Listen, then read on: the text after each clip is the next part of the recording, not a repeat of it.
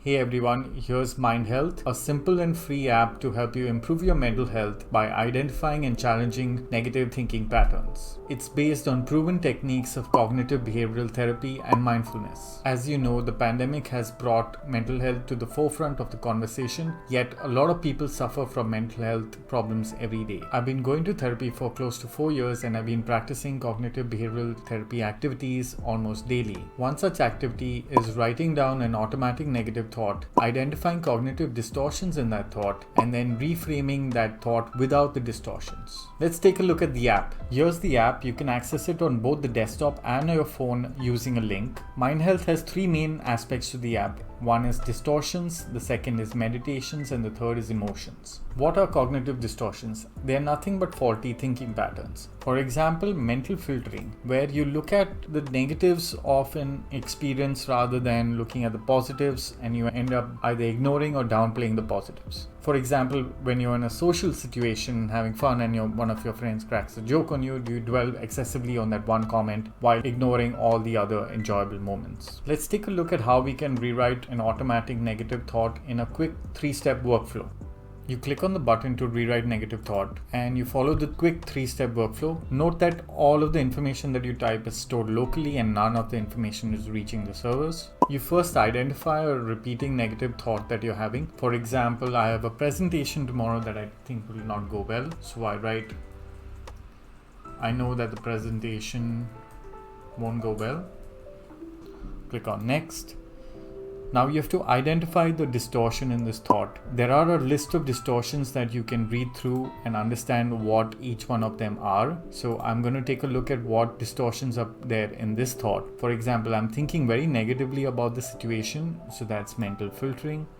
I am thinking of an experience that didn't go well in the past and kind of extrapolating in that to all experiences. So that's overgeneralization. I'm kind of fortune telling because I'm predicting the future with certainty. So that's a distortion. And I'm also saying that the presentation won't go well. So it's either 0 or 1 situation. So that's all or nothing thinking.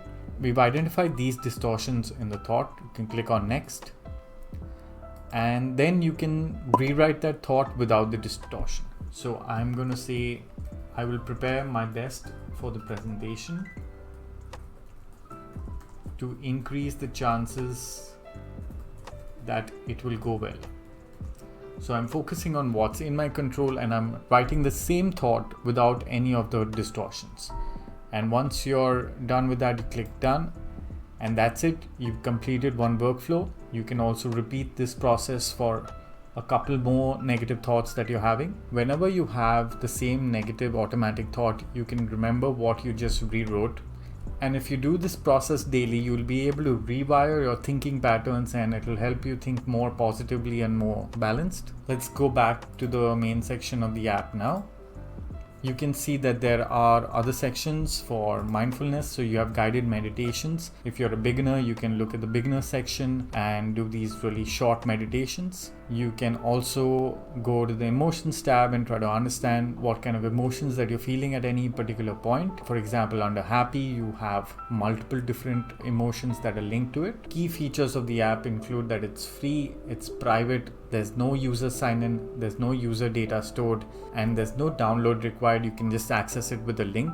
The source of information is Dr. David Burns' book called Feeling Good. Highly recommend reading that. And this app isn't meant to be a replacement for therapy, but as a companion to it, just like the book. Not everyone is aware of these concepts. Neither was I 4 years ago. I feel that if this can help even one more person, I would have achieved my objective. The link to get the app is in the description below. So click that link. Don't forget to like, share, and subscribe and follow me on Twitter. I'll see you next time.